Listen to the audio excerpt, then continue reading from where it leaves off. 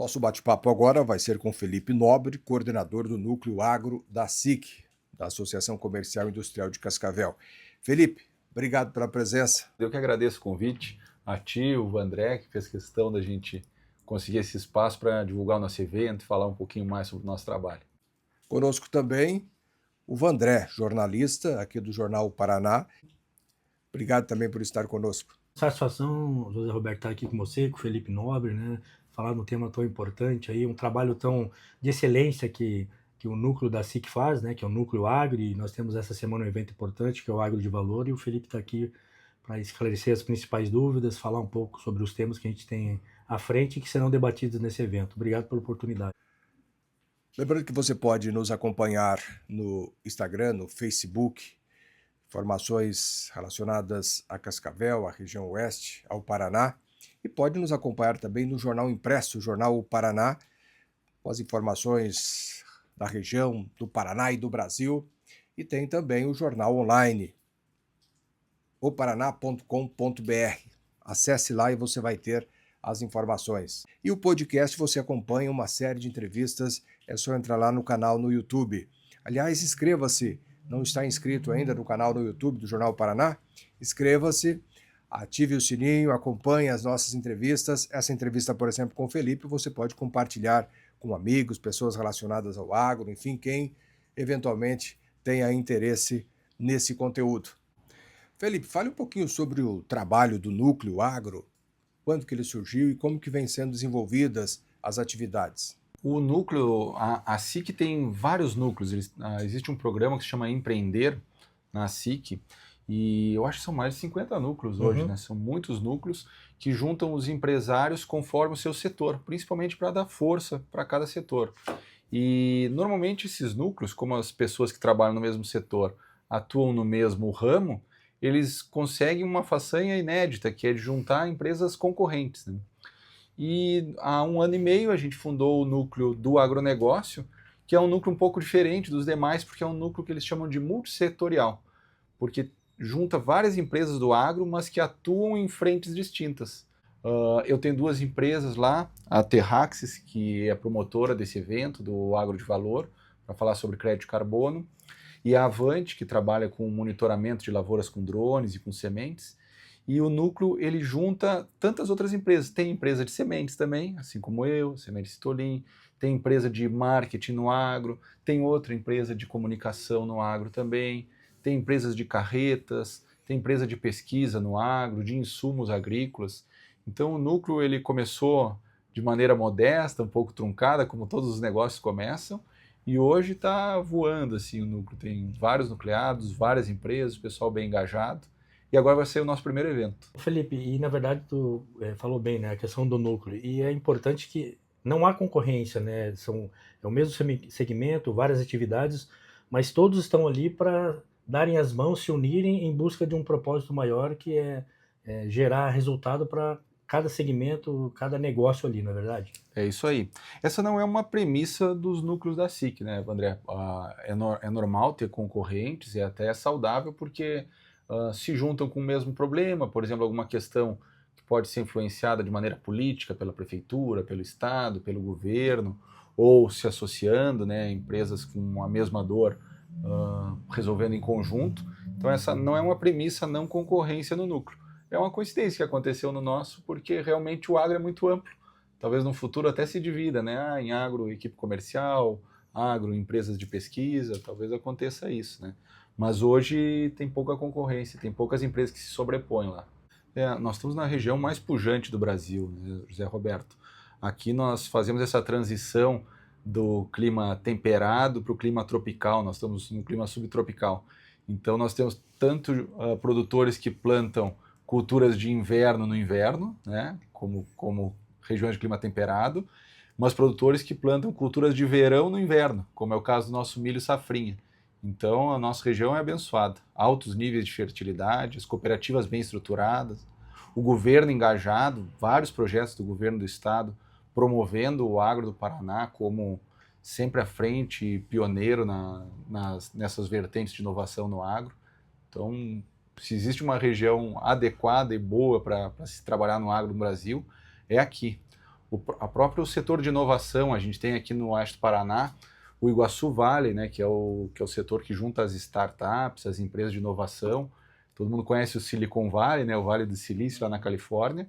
A gente tem o Vale do Iguaçu aqui, o Iguaçu Valley, que não fica atrás em nada, né? Imagina que nós estamos num dos melhores ecossistemas de inovação do Brasil, e o Brasil é um dos principais países do agro no mundo. Então, às vezes a gente pensa pequeno, mas o mundo está nos vendo grande, né? Tu tocou num ponto importante, né? A agricultura cada vez evoluindo mais. Nós temos adventos tecnológicos hoje, agricultura 4.0. Nós temos a questão da inteligência artificial tá chegando forte, né? De que forma, né, no teu entendimento, Felipe, a IA hoje pode contribuir com o trabalho que é exercido pelo engenheiro agrônomo e para a agricultura para gerar melhores resultados? Ah, que legal, André. Acho que esse realmente é um ponto super relevante para o agro hoje, e que talvez no futuro a gente vai ver com mais clareza essa transição que está acontecendo agora, né? Como nós estamos no meio dela, às vezes fica difícil a gente enxergar. Mas existe um conceito de agricultura digital. Então, cada vez mais as coisas do agro irem para a digitalização, para os trabalhos remotos, empresas de fora da nossa região, trabalhando dentro da nossa região. Nós mesmos, como Avante, a gente tem presta serviço para empresas de fora do país sem visitá-las, né? Então, de maneira remota. Então, esse é o conceito da agricultura digital. E sobre IA, sobre inteligência artificial, a questão de velocidade das decisões, da geração de informação no agro é fundamental. Então, nós tínhamos serviço que a gente demorava 7 dias para entregar para o produtor. Hoje a gente entrega em 24 horas. Quem sabe daqui a um tempo nós vamos entregar em 3 minutos, de maneira instantânea, né? Então a IA promove isso. Nós vamos estar apresentando agora na quinta-feira de manhã, lá no evento, a quantidade de recursos de inteligência artificial que a gente tem na plataforma da GPX, pela Terra GPX, para análise documental dos produtores. Então, quando antigamente o produtor tinha que fazer a coleta de documentos em vários setores, em vários órgãos públicos, que demorava muito, submeter para um escritório que analisava uma parte, depois para um financeiro, para o jurídico que analisava outra, hoje ele coloca na nossa plataforma e em poucos minutos ele já tem um retorno. Olha, a situação da tua área se encontra dessa forma, precisa de tais e tais correções ou não precisa de nada. E o campo, como que vem administrando esses avanços tecnológicos? No passado a gente imaginava, as pessoas do campo tinham um pouco acesso. Hoje as pessoas do campo, aliás, hoje não, já há um bom tempo, né, Felipe? Têm acesso às tecnologias, com acesso à internet, às máquinas modernas, enfim, tem lá seus escritórios e atuam acompanhando o mercado agrícola, o mercado financeiro em tempo real. Realmente é algo que vale a pena a gente destacar aqui. O homem do campo sempre muito bem informado, e não poderia ser diferente. Sim, eu acho que uma das principais entradas de tecnologia no mundo é através do agro, né? A gente tem uma visão enviesada às vezes, não, o agro é atrasado, mas não, o produtor já negocia os grãos, os insumos dele de maneira digital há muito tempo. Então, são poucos produtores que têm silos, né? Por isso as cooperativas se formaram, né? Para poder justamente fazer esse lastro de recolher todos os insumos dos produtores, e elas colocam no aplicativo. Então hoje o produtor sabe o estoque dele, não é indo no galpão, no celeiro dele mais, é indo no celular. E não é de hoje, né, Vandré? Isso faz tempo já. A gente está ouvindo falar, bom, o produtor acompanha notícias de manhã, de tarde e de noite, né? E essas notícias climáticas que se atualizam dia a dia, olha, vamos viver um super El Niño, como é que ele vai fazer? Ele já sabe que a empresa de máquinas agrícolas precisa de um tempo para fornecer o maquinário para ele, então ele já compra de maneira antecipada, porque ele sabe que o clima vai exigir que ele plante mais rápido, que ele colha mais rápido.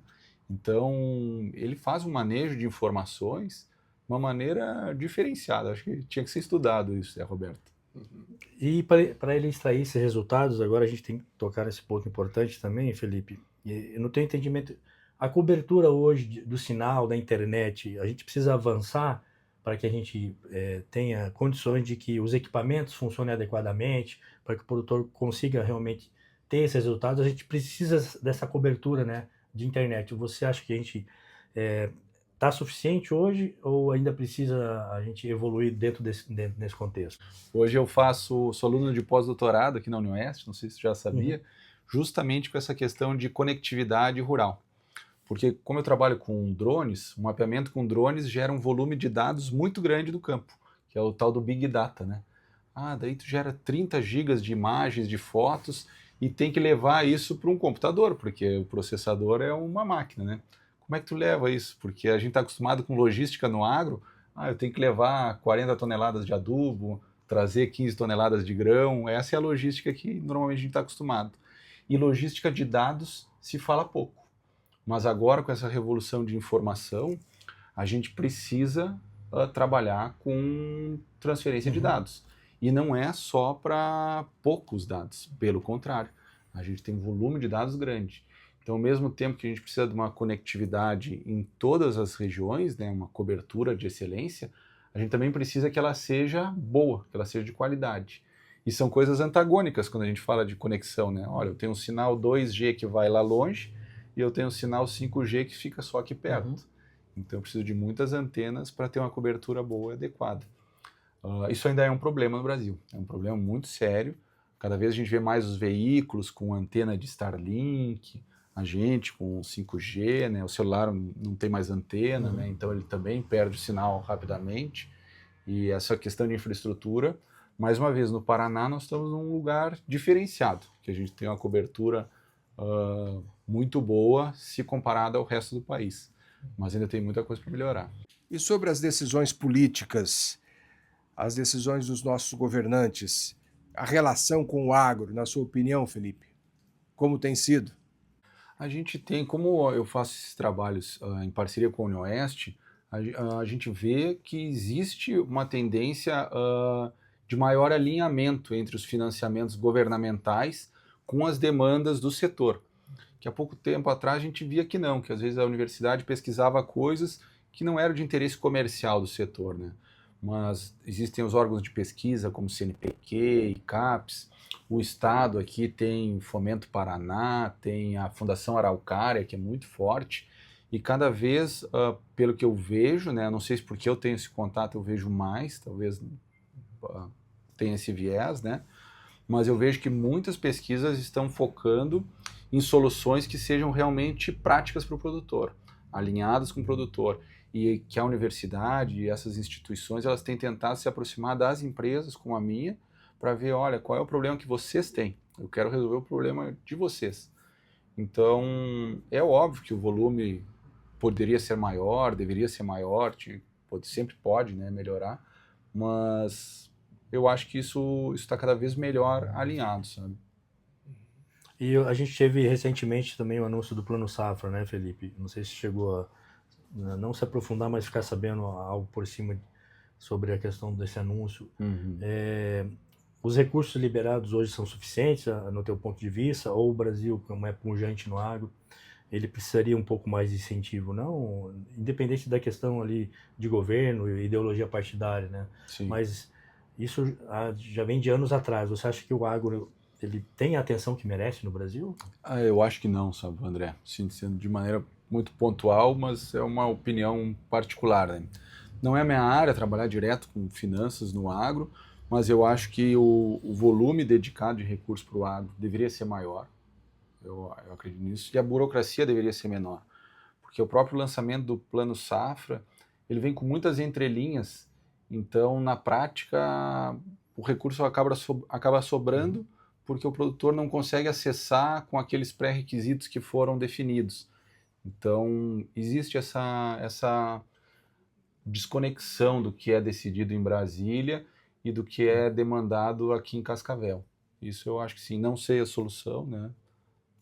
Mas eu acho que às vezes pode até ser muito recurso e não está chegando ou está sendo mal direcionado. Tem um bom percentual dele que, na verdade, é anunciado, acho que metade é anunciado, e é recurso para giro interno e outras questões, né? Então eu vejo o produtor muito descapitalizado, o que é ruim, porque a gente precisava do nosso produtor investindo em infraestrutura, e ele está investindo mais em manejo. Então quando ele precisa muito do recurso para plantar e colher, ele deixa de colocar recursos, por exemplo, em estrada, cerca, muro, silo, maquinário moderno, irrigação. Irrigação é uma vergonha, a gente tinha que estar com irrigação um percentual muito mais alto no Brasil, né? Porque essa questão do risco climático, que a gente falou agora há pouco, é uma realidade em todas as safras, né? E o dinheiro para o agricultor, nesses incentivos, por exemplo, no Plano Safra, o dinheiro ainda está bastante caro, com a Selic a 14,25, não é? Na sua opinião, faltam incentivos aos agricultores, até pela importância que tem a atividade, né, na economia brasileira, é a mola propulsora da nossa economia. A gente já teve esses valores a menos da metade do que a gente está falando hoje, né? E lembrando que o produtor, ele trabalha com um produto que ele vai fazer a venda 9 meses depois que ele faz as compras. Então, a gente não consegue compensar por esse dinheiro investido e mobilizado nesse sistema atual, né? Então, a nossa sorte é que os nossos produtores brasileiros são muito otimistas de verdade, né? Então, eles plantam e tem fé de que a safra... né? Persistentes. Exatamente. E eles acreditam que as condições vão ser boas e eles vão conseguir produzir bastante. Mas tem culturas que apresentam muitos riscos. Uma coisa que eu vejo muito no meu dia a dia inclusive essa semana passada, vários produtores estavam falando, olha, eu queria plantar outro cultivo, por exemplo, o milho, que é um cultivo que tem maior rentabilidade, mas eu tenho medo por causa do risco. Porque, poxa, o milho verão, o meu custo é muito, muito alto. Agora eu vou para a soja, eu tenho uma segurança um pouco maior, é mais barato, e eu tenho uma segurança um pouco maior de que, mesmo as condições não sendo tão boas, ela vai produzir. E então ele tem medo de investir, talvez isso seja um gargalo grande que tinha que ser estudado pelo governo. Poxa, a gente queria que tivesse mais cultivos aqui, né? Eu queria sair e ver várias espécies aí plantadas na nossa região, né? E a gente acaba visualizando só aquelas onde o produtor se sente mais seguro de cultivar. Que é a monocultura, na verdade, né? Pelo teu linha de raciocínio, a diversificação é o caminho, né, Felipe? A diversificação seria maravilhoso, seria o ideal. Mas aí nós precisamos de políticas para vários cultivos, ou mais abrangentes. E que a gente não tem, né? Tem as políticas muito focadas em poucos cultivos. Então, o produtor nem consegue adaptar um cultivo alternativo dentro do plano safra, por exemplo, que é restrito a alguns cultivos. E a gente pode falar agora também sobre o nosso evento aí, o evento que vai ter quinta-feira, né, da 8 ao meio-dia, Agro de Valor, o primeiro evento do Núcleo ASIC. Gostaria que você falasse um pouco sobre o evento, né? O principal tema é o mercado de carbono, é um tema que atrai muita curiosidade dos produtores, de que forma que ele pode capitalizar, né? Como é que está esse cenário hoje? A gente tem um campo extenso pela frente. Qual que é a tua opinião? Legal, estou entusiasmadíssimo com esse evento. É o nosso primeiro evento do Núcleo. A gente fundou o Núcleo, como foi falado antes, né, 1 ano e meio. Então, toda semana a gente se reunia, depois nós passamos para reuniões quinzenais, tem funcionado super bem, e a gente foi fazendo esses ajustes, e hoje o Núcleo está forte, está funcionando bem, é reconhecido dentro da instituição e reconhecido fora também, e pelas instituições parceiras, porque, por exemplo, a Associação dos Engenheiros Agrônomos, Sindicato Rural, a Sociedade Rural, tem muito contato, né, Vandré? Todas essas instituições apoiaram a formação do Núcleo das Empresas do Agro, e ele se fortaleceu, e agora é o nosso primeiro evento. Então, isso é um marco importante, sabe, para estruturar o agronegócio aqui. A nossa região é pujante no agro, como nós falamos, todo mundo se identifica, olha, tu vem lá do oeste do Paraná, lá é uma região agrícola. Sim, é. E esse é o nosso primeiro evento, falando sempre de novidades, inovação, e o que tem de mais moderno para a gente poder justamente atrair o público e entregar um retorno para o produtor. O evento ele é gratuito, ele não é só para produtores, ele é para toda a comunidade que tem interesse em participar. As inscrições nós vamos deixar aqui junto com a comunicação do podcast. Vai acontecer na quinta-feira de manhã, das 8 ao meio-dia. Eu vou fazer uma pequena palestra sobre o mercado de crédito de carbono, histórico e como acessá-lo. E vem o Dr. Paulino Gaspar, de Curitiba, que é um especialista em crédito de carbono, está nesse negócio desde que começou, assim. É nosso sócio na Terra GPX, a empresa dele é a GPX, que tem a blockchain, que presta consultoria para o Tecpar, para o estado de Minas Gerais, para vários grupos de produção, parceria com a Embrapa. Então, o negócio de crédito de carbono, onde a gente está falando em comercializar informação de rastreabilidade, ele tem que ser baseado em confiança. E a confiança ela vem por conta desses mecanismos digitais de demonstrar, olha, o que foi feito, como está sendo feito e o que vai ser feito na área. Então, isso é um pouquinho do que a gente vai falar lá na quinta-feira, mas principalmente como monetizar. Então, a legislação de crédito de carbono saiu no final de 2014, tem vários pontos em implementação, alguns pontos que já foram implementados, e outros mecanismos de ativos verdes que já estavam no mercado brasileiro antes mesmo dessa legislação sair, que é o caso da CPR Verde, por exemplo, e que agora a gente vem vendo que está ganhando mais escala, que o produtor ou o próprio mercado tem confiado mais, acreditado mais nesses produtos. Então tem toda uma tendência sendo traçada, né, nessa linha, e o nosso participante do evento não vai ser somente o produtor rural, não. As instituições financeiras, associações que eu citei agora há pouco, todos vão estar lá presentes conosco para poder discutir e promover o evento. Tanto empresas com interesse na compra desses créditos, como empresas com interesse no desenvolvimento desses projetos. E dando continuidade a esse tema bem importante, que é o crédito de carbono, como que tu vê hoje o cenário? Você acha que o produtor está vindo atrás?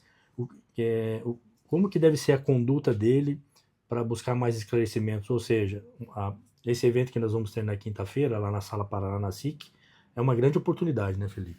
O mercado de crédito de carbono ele é muito novo, né? Então, a Europa já tem isso um pouco mais avançado, mais estabilizado, e vem puxando à frente, né? Então, o Brasil está se adequando também a esse mercado todo.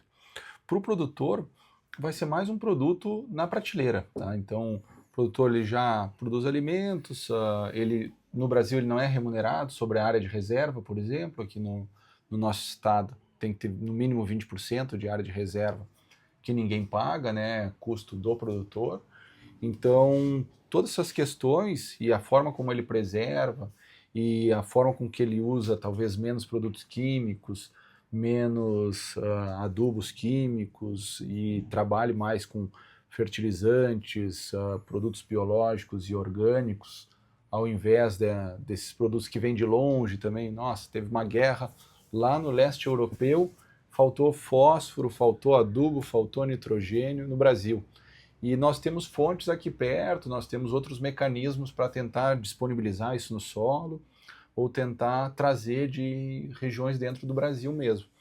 Às vezes não é o que a gente está acostumado, tem que trabalhar com um pouquinho mais, mudar um pouco a técnica, mas todas essas questões elas se juntam nesses projetos de sustentabilidade, que é o que o mercado de crédito de carbono estabiliza, sabe? Existe uma demanda que não é de hoje, de ter mais informação, ter a rastreabilidade. Eu quero saber aonde veio o meu produto, como é que ele foi feito, se ele respeitou legislações vigentes, trabalhistas, ambientais e por aí vai. E não sabia, né, como organizar essa questão para a gente consumir de maneira consciente. Então, quando a gente vai no mercado, tem inúmeros tipos de selos. E a gente acaba comprando o que a gente acha que está com o selo mais bonito ali, né? Não é necessariamente que nem quando a gente compra um equipamento que vem com o selo do Inmetro lá, né? Poxa, do Inmetro o selo não é bonito, mas ele tem peso, né? Então a gente tem que trazer isso para os alimentos. E o mercado de crédito de carbono vai ajudar nesse processo. Não, eu vou ter alguns selos que realmente são acreditados pelo nosso governo, são rastreados de verdade, e esse é o mercado que nós estamos estabelecendo agora, né? Existem muitos mercados agro dentro do Brasil, né? Então, a gente tem a região Nordeste, por exemplo, Bahia e outros estados, que já tem uma produção de frutas focada no mercado europeu. Então essa rastreabilidade para eles não é novidade, eles já fazem isso há muitos anos.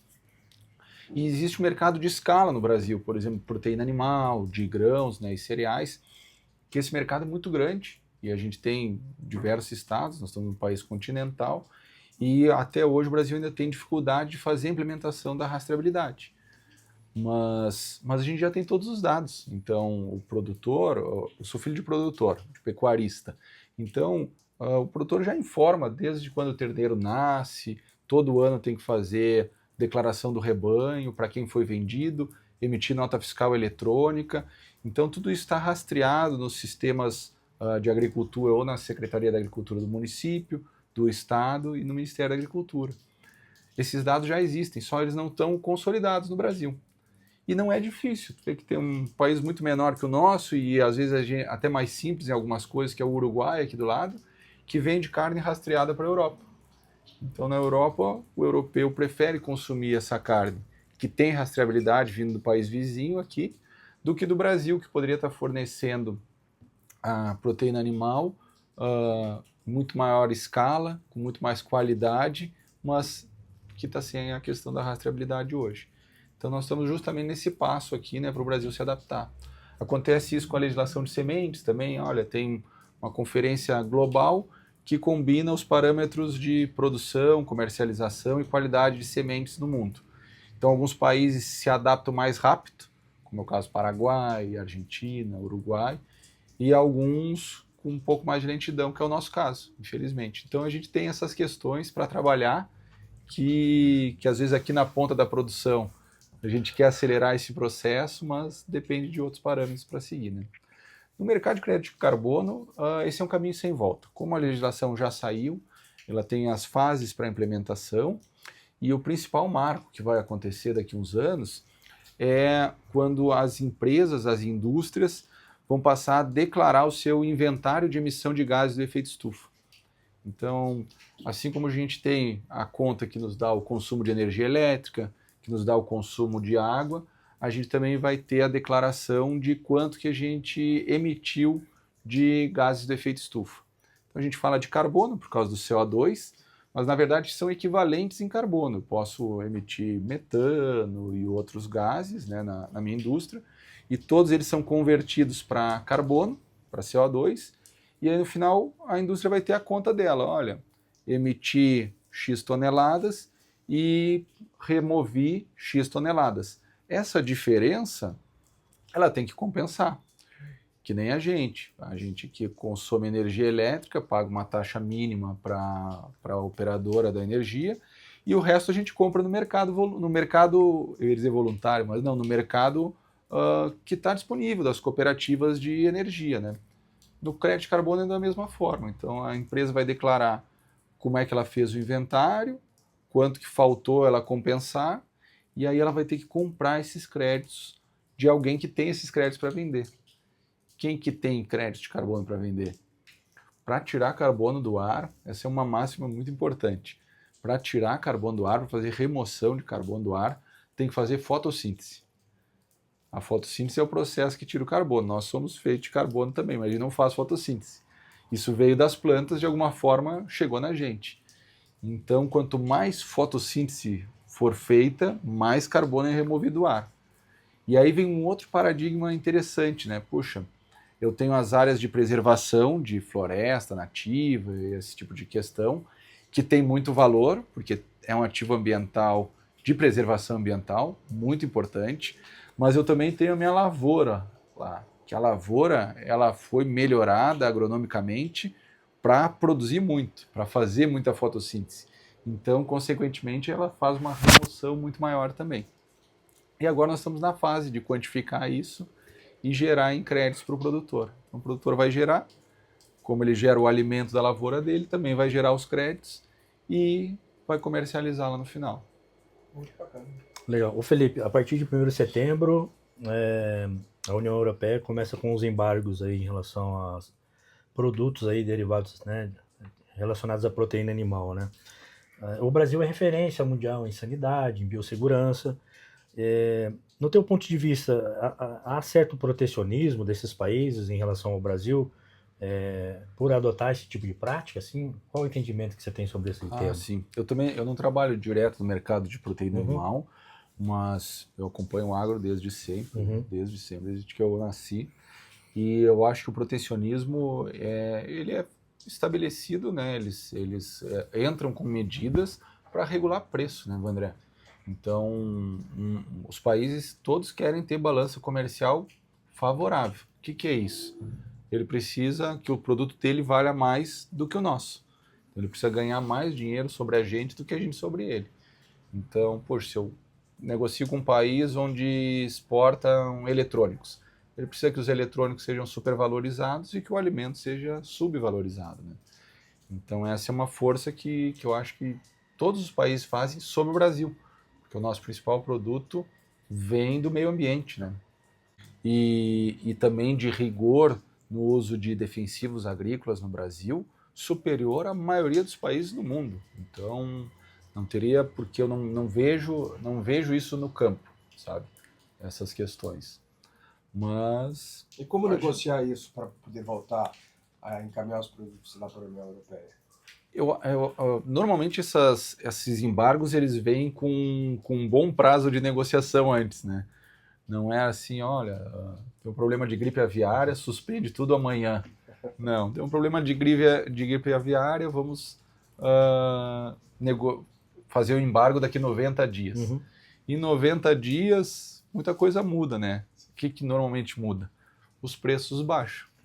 Então, isso acontece sempre. E hoje eu gostaria que a gente conversasse um pouco sobre a questão da agricultura regenerativa, né? É um modelo que está ganhando corpo, não só no Brasil, mas como no mundo, assim.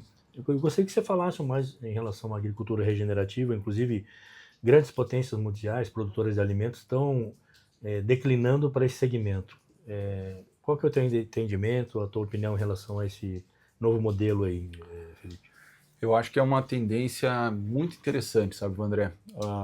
Nós tivemos há mais tempo, e ainda existe hoje, muitos rótulos que têm uma visão mais extremista, sabe? E a agricultura regenerativa não é que ele seja permissivo, mas é um sistema que está estabelecendo no mundo inteiro de tu produzir com um maior uso de produtos orgânicos, biológicos, mas sem abrir mão da questão de produtividade, tá? Então eu tenho que ter produtividade, eu não posso abrir mão de maneira radical, mas eu tenho que usar os produtos de maneira mais consciente.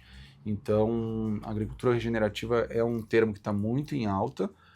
Nós utilizávamos até pouco tempo atrás boas práticas agrícolas, que também é um termo interessante, mas essa peste da agricultura regenerativa no mundo inteiro tem ganhado escala. Vem muito relacionada com o tema de crédito de carbono, porque para produzir ativos verdes na propriedade tem que se fazer um manejo com mais sustentabilidade, eu tenho que adicionar alguns manejos de sustentabilidade no meu sistema de produção, senão não consigo gerar os créditos de carbono, então isso tem que ser comprovado.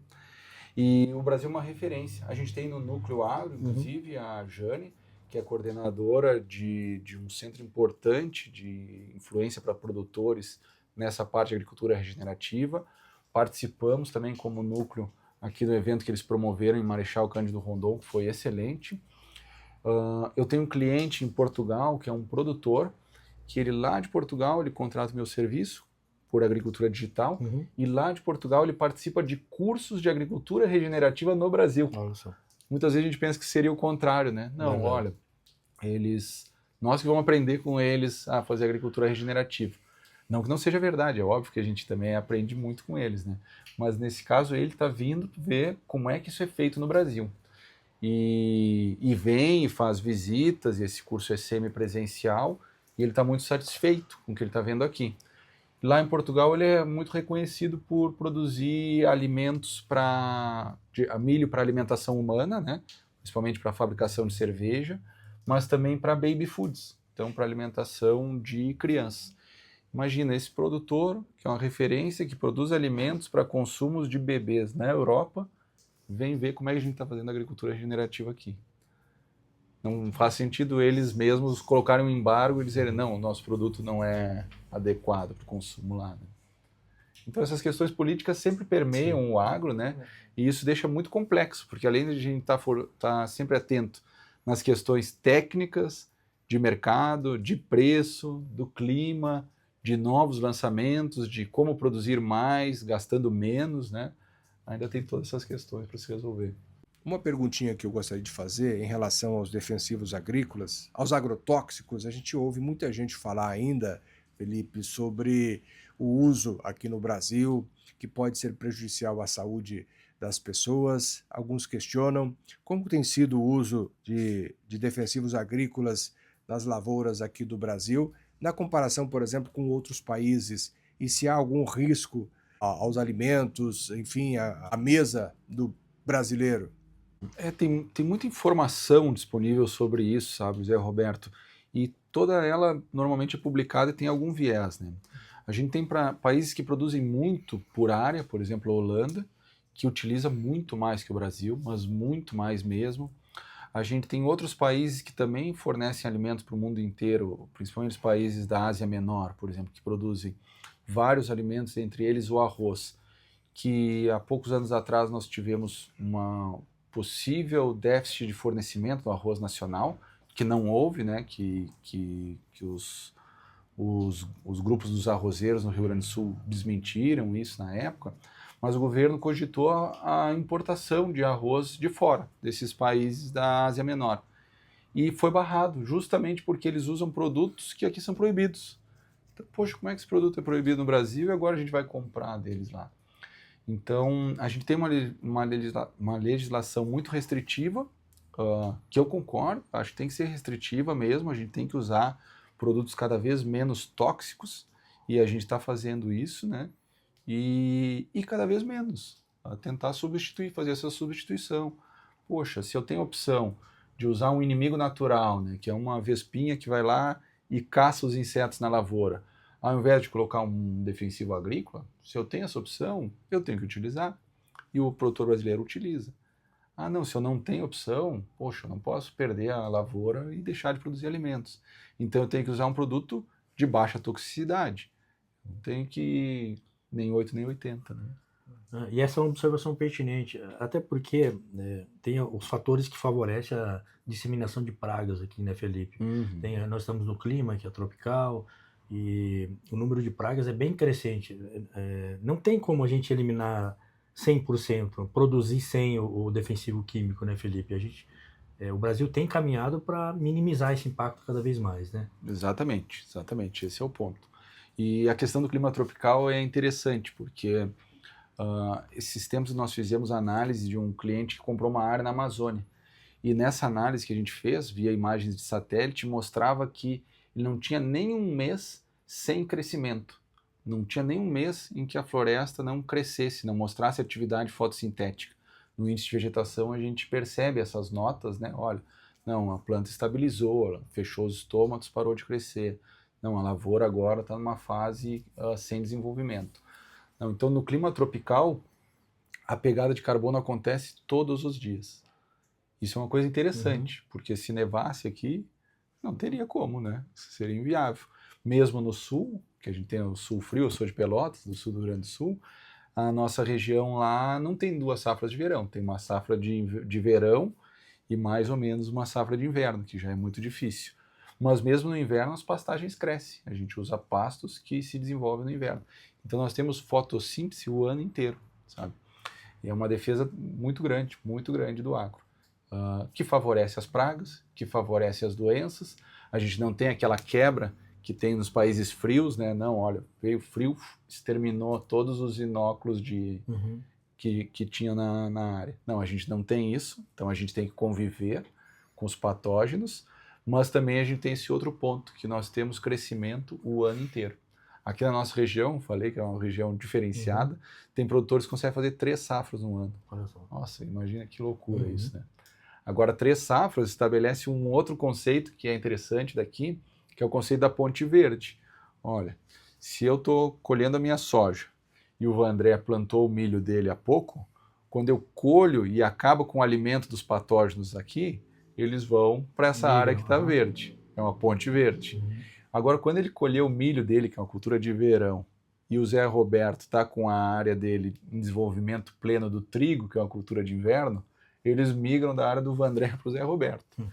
E quando o Zé Roberto for colher o trigo dele, eu já plantei a minha soja de novo. Então eles ficam migrando. Claro que não são os mesmos patógenos, porque as culturas são diferentes, né? Então isso ajuda também a rotação de culturas.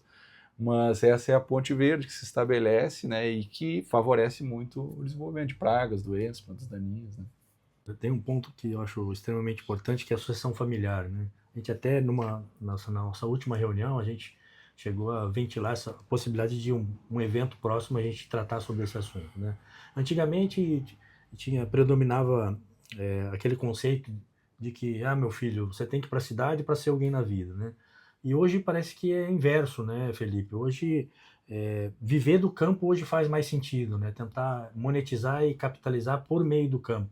Tu vê que tá ocorrendo essa inversão ou ainda há essa evasão, assim, do campo para a cidade? Olha, Vandré, eu até não tenho informação atualizada Uhum. sobre, poxa, como é que está o êxodo rural agora ou não. Mas a condição de moradia no campo está muito mais confortável, né? Então, eu me lembro que quando eu era criança, faltava luz na cidade o tempo todo, né? No campo nem se fala. Então hoje cada vez menos tem problema de estabelecimento de eletricidade, de internet, e essas questões do conforto vão deixando as pessoas mais próximas do campo, né? Uhum. Eu moro na cidade, mas gosto de estar no campo, né? Estou no campo o tempo todo, e inclusive nos meus horários de lazer. Uhum. Mas eu não tenho assim a consciência de que, não, será que todos os filhos dos produtores estão ficando no agro? Até porque, ao mesmo tempo que eles se sentem bem no campo, eles veem o quanto é difícil a luta diária do produtor trabalhando dia a dia, né? Exato. E às vezes ele pode visualizar alguma Uhum. facilidade na cidade. Então tem várias questões que a gente precisaria analisar nesse. Porque tem essa questão poética do campo, né? Realmente o morar no campo pode ser mais trabalhoso, mas tem a questão da estruturação da sucessão familiar. Então, cada vez a gente vê mais os produtores estabilizados tentando trabalhar como empresa ou estabelecendo o CNPJ de fato, que facilita a sucessão familiar, ou estruturando o negócio como uma empresa, né? A questão das especialidades. Então, muitos produtores têm os filhos, cada um numa especialidade. Então, poxa, meu filho trabalha comigo, mas ele não é agrônomo, ele é advogado. Eu preciso de um advogado. Não, meu filho trabalha comigo, mas ele não é agrônomo, ele é um economista, ele é um administrador. Então, a questão da empresarização do agro, ela também abriu esse leque de possibilidades de formações diferentes, inclusive de informática, né? Então, o produtor hoje ele tem que estar muito adequado nas questões de tecnologia. As máquinas que ele utiliza estão cada vez mais digitais e as ferramentas que ele utiliza são todas digitais, né? Ela não deixou de ser uma propriedade, um bem, um imóvel, né? Mas ela está funcionando cada vez mais como empresa e a gente vê também as oportunidades. Olha, algum produtor que os filhos mudaram de setor, ao mesmo tempo os filhos de outro produtor aumentaram e querem crescer como empresa naquela região. Felipe, muito obrigado pela entrevista aqui no podcast do Jornal Paraná. Eu que agradeço. Aproveitar a oportunidade mais uma vez para fazer o convite para o nosso evento, que vai ser nessa quinta-feira. Mas eu sei que o podcast pereniza na internet. Então, aproveito para convidar para os próximos, né, André? Que nós pretendemos organizar de tempo em tempo um novo evento lá no Núcleo Agro da SIC. As nossas reuniões são quinzenais lá. E por lá também tem o telefone, onde as pessoas podem se atualizar pelo WhatsApp. Então, está tudo facilitado. André, muito obrigado também pela sua participação aqui conosco. Obrigado, né, pela oportunidade de estar participando desse podcast, né? É uma honra, né, participar do lado do profissional como o José Roberto, você, né, Felipe, falar sobre o Núcleo Agro, falar sobre esse evento e falar sobre outros temas aí que são relevantes aí, sempre somando a agricultura, a pecuária. O Brasil é pujante, como a gente disse aqui, e eu acho que esse é o caminho, né? Obrigado aí pela oportunidade.